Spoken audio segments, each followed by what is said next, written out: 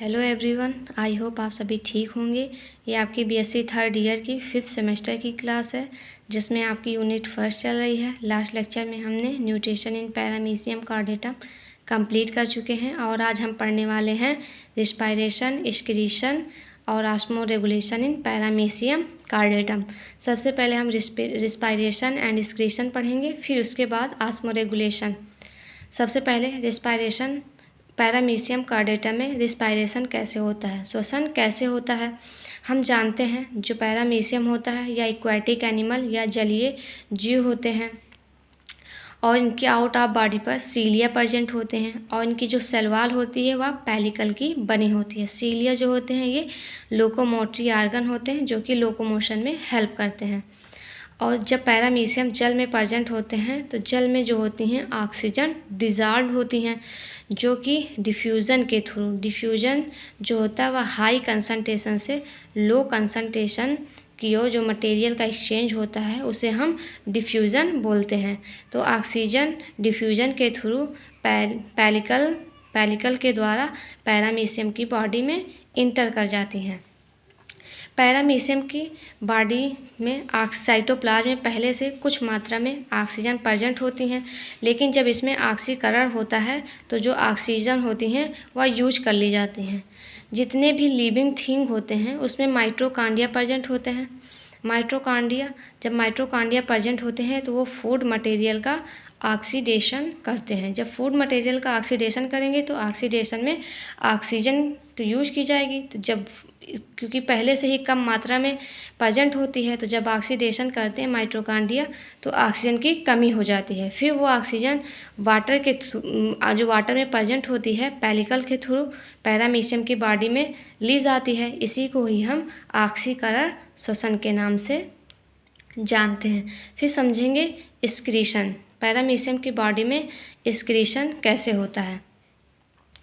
जब oxygen paramecium के body में जाती हैं तो उसमें कुछ वेस्ट प्रोडक्ट भी पैरामीशियम के बॉडी में इंटर करते हैं।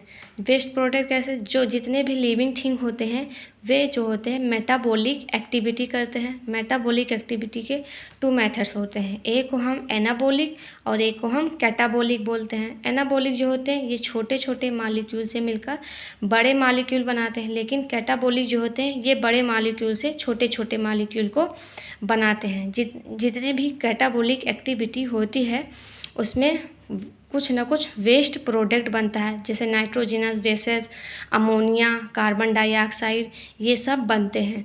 तो ये इस जो कैटाबॉलिक होते हैं ये एक्सक्रीशन प्रोडक्ट को बनाते हैं या ये एक्सक्रीशन जो होता है ये पेलिकल के थ्रू ही होता है। ये अमोनिया, कार्बन डाइऑक्साइड है, ये पेलिकल के थ्रू, डिफ्यूजन के थ्रू ही बाहर निकलती है पैरामीशियम की बॉडी से।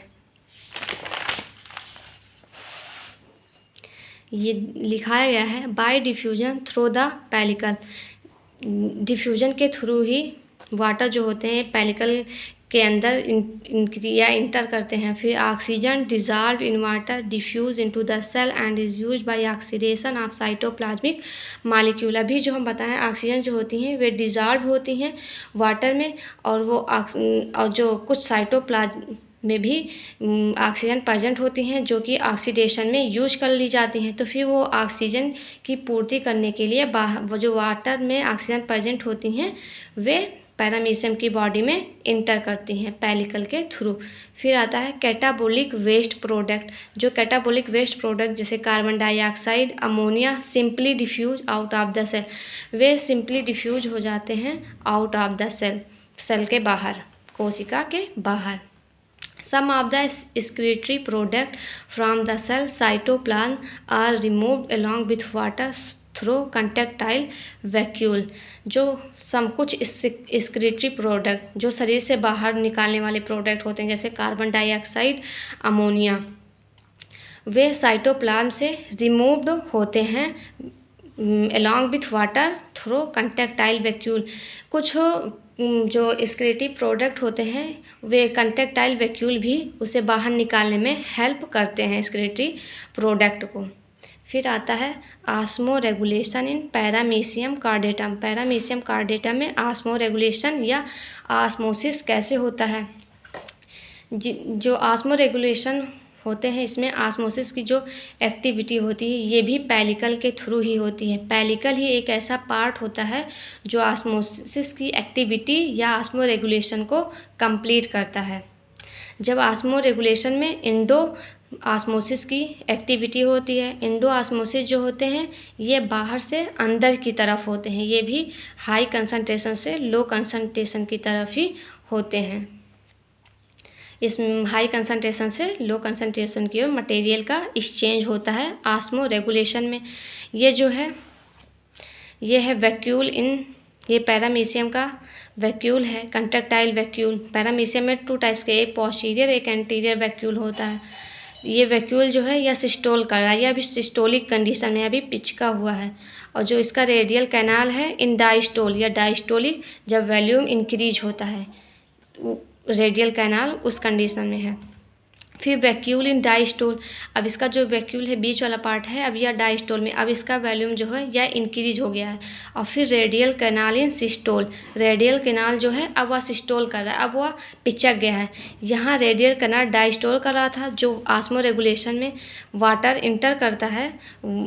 सबसे पहले रेडियल कैन पहले वह साइटोप्लाज्म में आएगा। साइटोप्लाज्म जब उसमें एक्सेस वाटर की मात्रा बहुत ज़्यादा हो जाएगी तो फिर वह वाटर जो होता है रेडियल कैनाल में इंटर करता है। तो जब रेडियल कैनाल में इंटर करेगा तो वह डायस्टोल करेगा। फिर जो रेडियल कैनाल्स होते हैं ये वाटर जो होते हैं वैक्यूल को ट्रांसफ़र करते हैं। फिर जो वैक्यूल होता है या डायस्टोलिक कंडीशन में पहुंच जाता है। फिर इसके जब वैक्यूल में बहुत ज़्यादा वाटर की एक्सेस मात्रा हो जाती है तो वैक्यूल जो होता है या ब्रस्टिंग कंडीशन में आ जाता है। जब ब्रस्टिंग कंडीशन में आ जाता है तो जो एक्सेस वाटर होते हैं वे पैरामीशियम की बॉडी से बाहर निकल आते हैं। इसे हम osmoregulation in paramecium caudatum बोलते हैं। लिखा गया water enters body via endosmosis along with food. Water जो होते हैं या इंटर करते हैं बॉडी में इंडो आस्मोसिस के थ्रू एलॉन्ग विथ फूड। और जब वाटर इंटर करते हैं उसके साथ कुछ फूड भी इंटर कर जाते हैं पैरामीशियम के बॉडी में। रेडियल कैनाल से वाटर जो होता है वह कंट्रैक्टाइल वैक्यूल में जाता है। फिर the excess water is removed, जो जब बहुत ज़्यादा वाटर कंट्रैक्टाइल वैक्यूल में भर जाते हैं तो वह हटाए जाते हैं by contraction and expectation, systolic और डायस्टोलिक प्रोसेस करके। सिस्टोलिक जब पिचका होता है, डायस्टोल जब फूलता है तो वाटर जो होते हैं वह वैक्यूल जो होता है वह ब्रस्ट कर जाता है और जो वाटर होते हैं एक्सेस वाटर जो होते हैं वह पैरामीशियम की बॉडी से बाहर निकल जाते हैं। यही होता है आस्मो रेगुलेशन। इसमें इंडो आस्मोसिस की प्रोसेस होती है आस्मो रेगुलेशन में। और ये आप था respiration and excretion in paramecium. Paramecium में रिस्पायरेशन कैसे होता है, डिफ्यूज़न के थ्रू होता है, पेलिकल के थ्रू इंटर करता है। एक्सक्रीशन भी जो होता है वो भी डिफ्यूज़न के थ्रू होता है।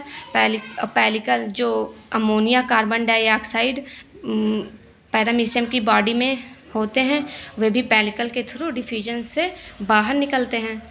अमोनिया और कार्बन डाइऑक्साइड और जितने भी लिविंग थिंग होते हैं उसमें मेटाबॉलिक एक्टिविटी होती है। मेटाबॉलिक एक्टिविटी के 2 मेथड हैं, एक है कैटाबॉलिक और है एनाबॉलिक।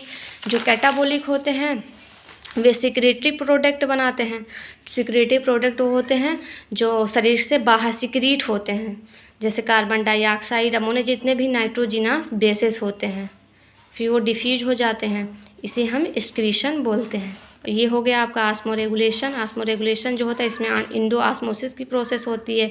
वाटर जो होते हैं वह पैरामीशियम की बॉडी में इंटर करते हैं। साइटोप्लाज्म में जब एक्सेस क्वांटिटी में वाटर प्रेजेंट हो जाते हैं तो वह रेडियल कैनाल के पास जाते हैं। रेडियल कैनाल से वह वैक्यूल में जाते हैं। वैक्यूल में जब एक्सेस मात्रा में वाटर प्रेजेंट होते हैं तो वैक्यूल जो होता है वह ब्रस्ट कर जाता है। फिर जो वाटर होते हैं वह पैरामीशियम की बॉडी से बाहर निकल जाते हैं। और इसमें एक साइटोफिक भी होता है जो कि सिक्रीटरी प्रोडक्ट को में बाहर निकालने में वर्क करते हैं। साइटोपिक इसे हम बताए हैं साइटोपिक के बारे में, या वेस्ट प्रोडक्ट को बाहर निकालने में हेल्प करते हैं। आई होप आपको क्लियर हो गया होगा। Thank you so much watching for this video. Please like share and subscribe.